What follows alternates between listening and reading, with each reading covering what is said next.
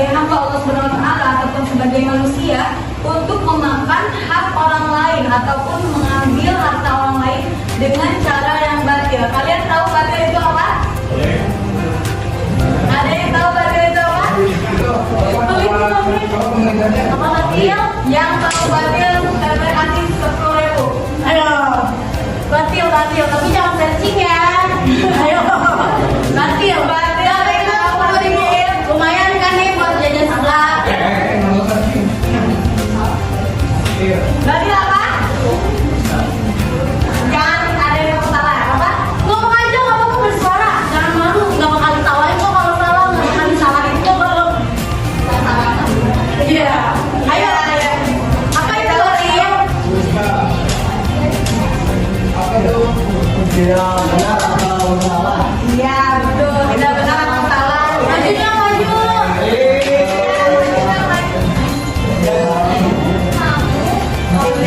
Nanti ada pokoknya yang dapat di akhir ya, kita dikumpulin nanti kalau salah. Nah jadi cara yang batil itu tadi cara yang tidak benar ataupun haram dan juga dilarang oleh agama Islam. Nah jadi menurut Al-Quran yang tadi kita belum bacain, harta yang harus diperoleh itu dari harta yang halal. Caranya seperti apa? Bekerja, berniaga, terus apa lagi? Usaha, ada membayar zakat, terus ada menafkahi bagi orang yang sudah menikah. Ada yang sudah nikah di sini? Oh, ada yang sudah nikah. Terus ada menurut tafsir Hasan Khan, larangan ini berlaku bagi seorang semua orang ataupun semua umat muslim dan juga mencakup keseluruhan manusia di mana ini tuh artinya kita kekurangan piring. Kalian ada yang mau piring gitu?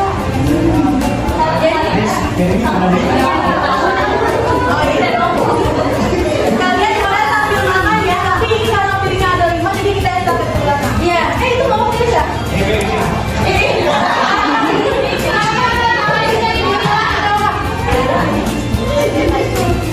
Nah, jadi menurut tafsir Siddiqhan itu menjelaskan bahwasanya larangan ini berlaku bagi seorang semua orang ataupun semua umat muslim dan juga mencakup keseluruhan manusia di mana ini tuh artinya kita kekurangan piring.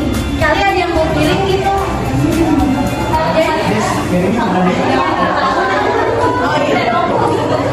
Kalian boleh sambil makan ya, tapi ini karena piringnya ada 5 jadi kita yang dapat duluan. Iya, itu kamu pilih ya?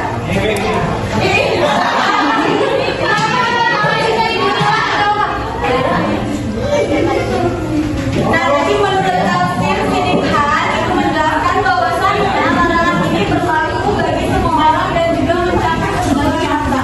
Yang dimana ayat ini tentu saja membuat kita dilarang untuk melakukan hal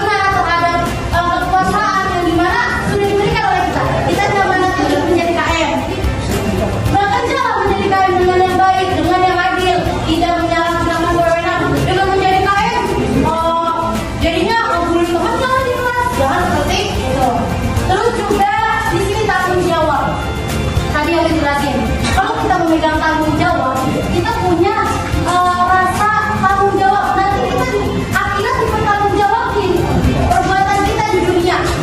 Kita sebagai anak aja kita ada tanggung jawabnya, teman-teman, sebagai anak. Tanggung jawab kita sebagai anak apa? Berbakti kepada orang tua. Kalau kita udah berbakti, tanggung jawabnya di akhirat. Disiplin kita sebagai siswa, sebagai mahasiswa teteh. Disiplin itu penting. Disiplin waktu, disiplin seragam, disiplin saat di kelas maupun di rumah. Nah, dengan seperti itu kita mempunyai sifat yang baik yang bisa kita jaga dengan kita disiplin keuangan, teteh. Dengan disiplin keuangan, duit segini dipakai buat ini nih. Jadi kita tuh nggak takut gitu buat ngambil hak orang lain. Nah, ada kesederhanaan yang dimana coba kita lihat penjawab Kalimantan Timur yang kemarin di demo, ada yang tahu tuh? Itu karena kita lihat ya istrinya itu kayak princess, ya kan? Kayak princess kan ya, yang pakaiannya selalu pakai mutiara gitu ya. Nah itu kan karena dia tidak punya sifat kesederhanaan. Mungkin dengan bermewah-mewah, lihat mobilnya, lihat juga rumah dinasnya yang kemarin sampai dibenerin miliaran-miliaran gitu. Kita lihat gitu. Jangan jadikan itu tuh sebagai pejabatnya aja seperti itu. Bodoh amat, kita nggak kayak gitu. Tapi kita sebagai regulasi ya, kita harus bersuara gitu ya. Dan kalian nggak boleh buram dengan apa yang terjadi di Indonesia ini. Nah, terus peduli sesama tadi. Kita sebagai siswa harus peduli ketika ada sebenarnya namanya korupsi yang dilakukan oleh pejabat kita, oleh pemerintah kita. Kita kan punya hak ya untuk bersuara, di mana setiap kita sebagai masyarakat punya hak untuk bersuara. Makanya pakai digital kita, pakai sosmed kita untuk melakukan hal-hal yang baik, bersuara bicara kasus korupsi. Jangan takut loh, kita bersuara. Apalagi kalau kalian tuh bikin kayak gini nih, stop apa tuh bacaannya stop rokok, nah itu kan kalian bersuara. Nah, kayak gitu. Nah ada beberapa siswa nanti ketika kalian dapat amanah, misalnya nih cewek jadi petugas PNS. Pengen nih, ada teman kamu pengen masuk PNS, kamu disuap. Nah, coba gimana yang kalian lakukan? Kalian iming-imingi uang 10 juta. Coba gimana sih di 10 juta tuh kita tuh kayak gini gitu ya. Uang 10 juta lumayan. Nah, coba ketika kalian mendapatkan suap seperti itu, mikir ke depannya. Kita punya pertanggungjawaban. Kita diberi amanah oleh Allah menjadi panitia PNS. Nah itu aja udah jadi tanggung jawab. Jangan kalian menerima suap itu hanya untuk kepentingan pribadi, jalan-jalan ke luar negeri. Nah coba kalian itu. Suap itu dimulai dari kecil banget. Kita di kelas aja udah bisa main suap ketika temannya salah suap gitu ya. Nah sekarang kita ada dampak korupsi. Coba kita lihat dampak korupsi dari di Indonesia ini. Merugikan orang lain, banyak orang lain yang dirugikan. Contohnya masyarakat miskin. Kita lihat, kita tidak menggauli, kita tidak membahas yang jauh. Kita contohnya MBG. Kita nggak memprovokator, tadi sebagai mahasiswa nggak memprovokator, kita tidak jauh. Coba kita lihat, Indonesia bisa membangun sekolah, membangun dapur MBG beribu-ribu, ya kan? Coba kalau tapi Indonesia tidak bisa memerdekakan guru pendidikan, tapi dia bisa membangun. Coba kalian lihat, katanya di MBG itu ada namanya Berinova, terus rumah subsidi buat pegawainya. Sebenarnya Indonesia itu bisa memajukan pendidikan, memajukan tenaga keperawatan kita. Kita bisa dapat sekolah gratis. Semua negara itu sudah memakai sekolah gratis karena semua sudah diajarin oleh pemerintah. Tapi ya dengan seperti ini merugikan banyak orang lain. Kita tidak tahu program ini sebenarnya karena jadi makan yang nggak bawa uang dia makan. Tapi yang salah itu orang-orang yang di bawahnya, yang memegangnya. Makanya nanti ketika kalian diamanatin ya, misalnya di sini ada yang jadi pemegang dapur gitu ya. Amin. Ya siapa tahu kan lumayan kayak gajinya kalian tahu ya, jadi utang gitu yang semoga nanti kalau sudah dikasih hadiah sukses dan juga pemegang dapur yang baik.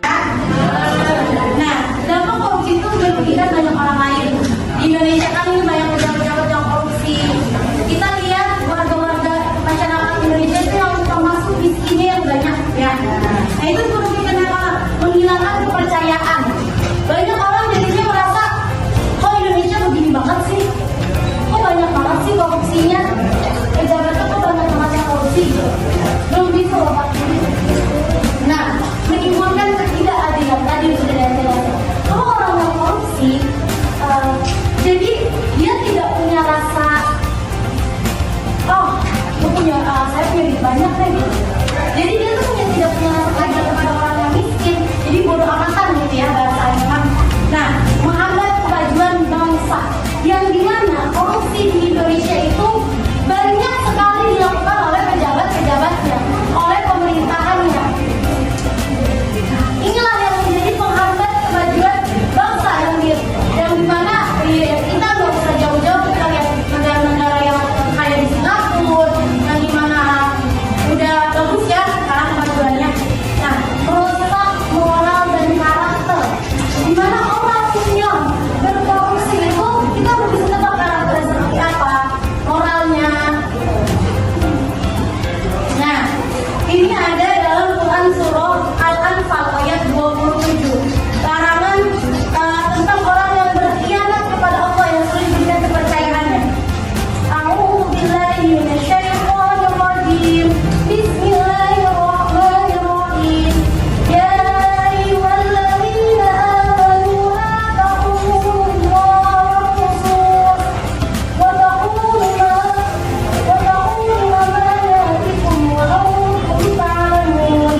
Yang artinya, wahai orang-orang yang beriman, janganlah kamu mengkhianati Allah dan Rasul, serta janganlah kamu mengkhianati amanah yang dipercayakan kepadamu. Nah, di ayat ini dijelasin banget nih, dijelasin bahwa janganlah kamu mengkhianati Allah dan Rasul yang sudah diberi amanah oleh Allah. Janganlah berbuat korupsi. Nah, selanjutnya nanti akan diulas oleh Anas tentang ayat yang tadi saya jelaskan ya. Ya teman-teman, jadi untuk pembahasannya kami mengambil dari penjelasan tafsir Ibnu Katsir, yang dimana di tafsir ini menjelaskan bahwasanya ayat ini mencakup semua bentuk pengkhianatan baik terhadap Allah SWT maupun terhadap sesama hamba. Nah, dalam ayat ini pengkhianatan itu bisa terjadi dalam bentuk kecil maupun yang besar. Bahkan pengkhianatan itu banyak ya, seperti berbohong, menipu, atau mengikat janji. Nah, maka dari itu kita kan sekarang menjelaskan tentang korupsi ya. Jadi dalam kehidupan sekarang korupsi itu merupakan termasuk ke dalam bentuk hal-hal yang namanya pengkhianatan. Misalnya tadi sudah dijelaskan sama Bulan ya tentang kepentingan pejabat itu sendiri gitu ya. Terus tentang ketua kelas yang yang mengelola dananya nggak benar. Ada bendahara juga yang ambil buat make up tadi. Nah, itu merupakan salah satu bentuk pengkhianatan kecil. Nah, oleh karena itu menjaga amanah itu menjadi salah satu nilai utama dalam mencegah korupsi. Yang dimana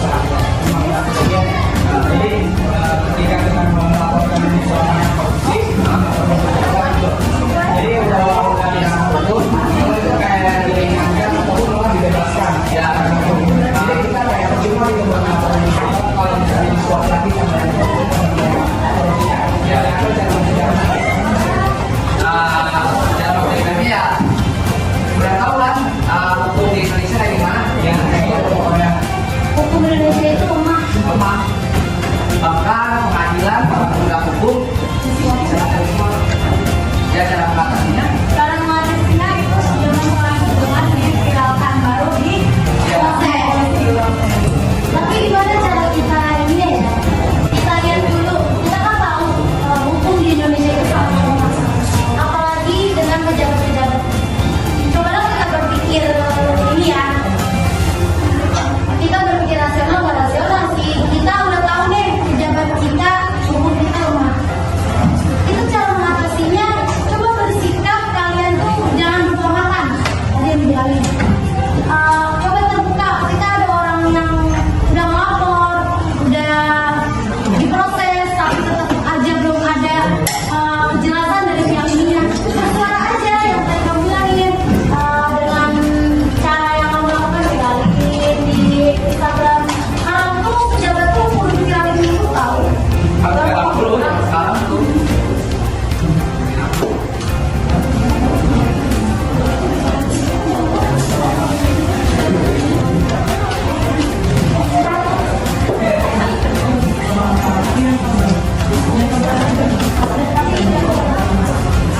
Mau minta pertanyaan ya?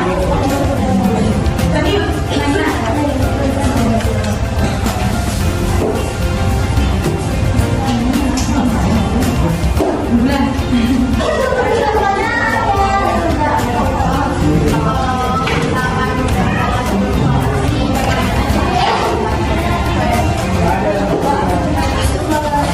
Gimana cara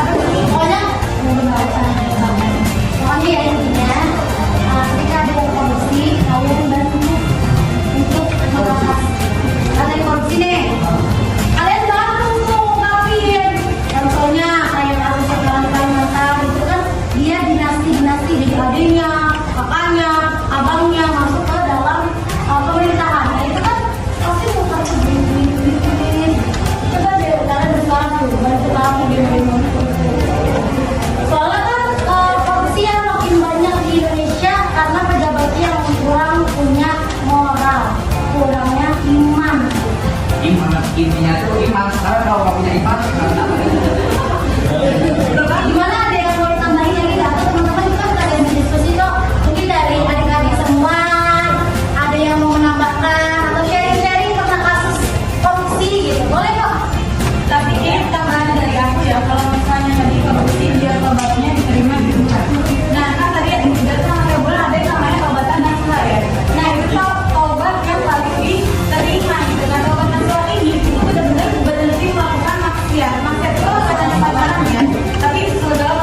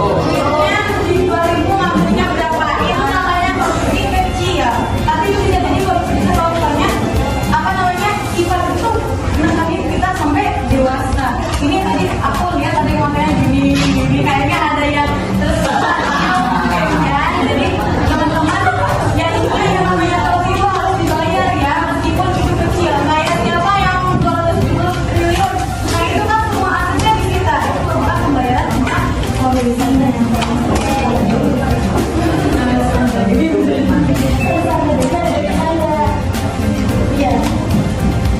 Ada yang mau nambah jawabannya? Puas gak jawabannya?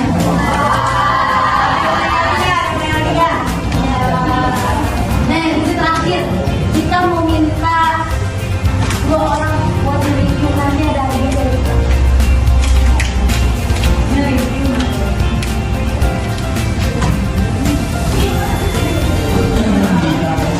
Lika. Ayo ganti. Nama wakil. Nama wakil. Kakak mau saya kak?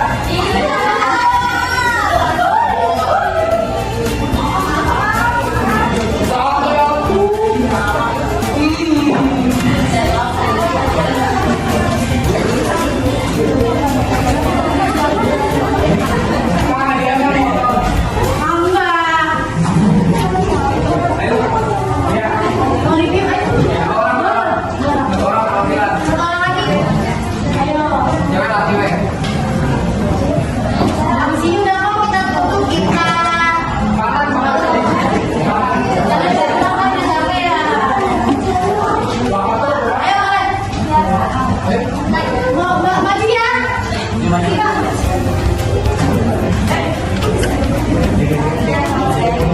Nggak usah dibacakan dalilnya juga apa poin-poinnya aja.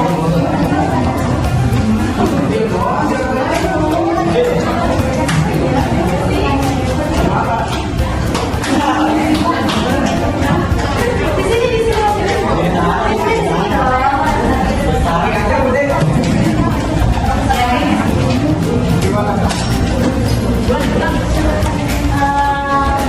Review yang tadi dijelasin poin-poinnya aja tentang korupsi itu apa, terus dampaknya apa, terus cara mencegahnya itu apa.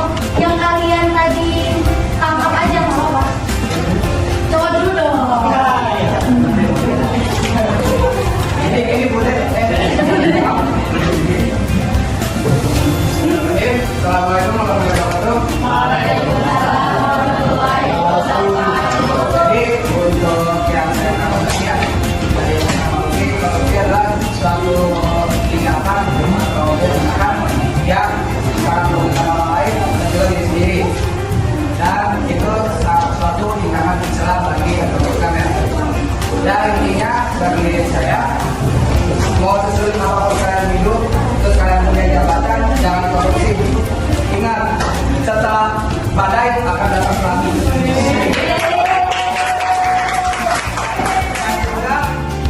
Terus sampai apa kalau kita korupsi, terus bertambah, yang dulu tahun itu gimana? Teruslah sebut namanya, tetap di jalannya, bakal mengingat akan terus mengingat.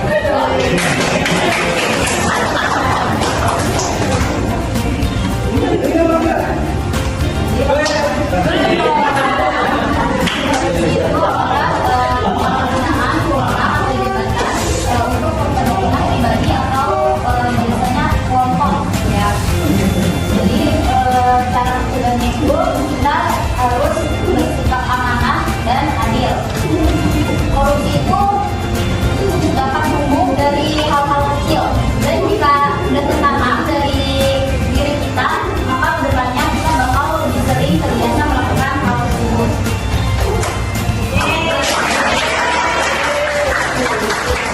Makasih ya. Boleh teringatnya sampai yang tadi menjawab pertanyaan ini kan?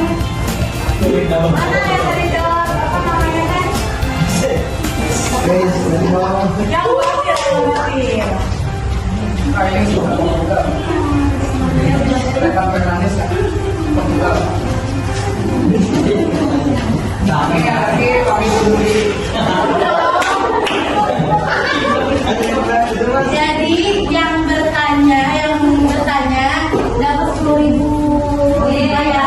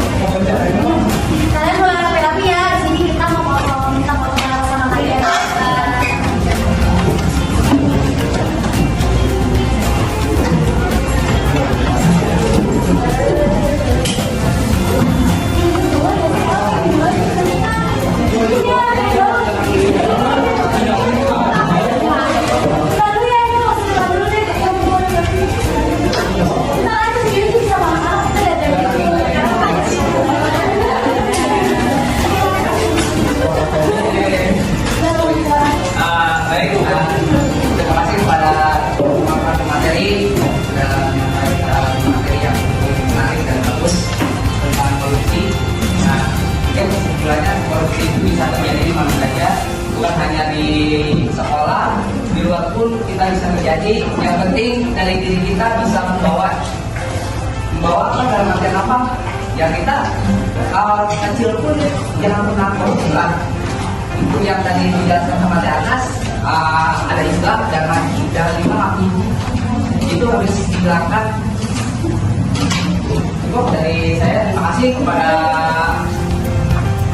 adik-adik kelas apa? Kelas 1 yang telah membantu kami dalam tugas PKM pengabdian kepada masyarakat. Insya Allah kedepannya kita bakal ketemu, mudah-mudahan saya doakan semua kalian sukses.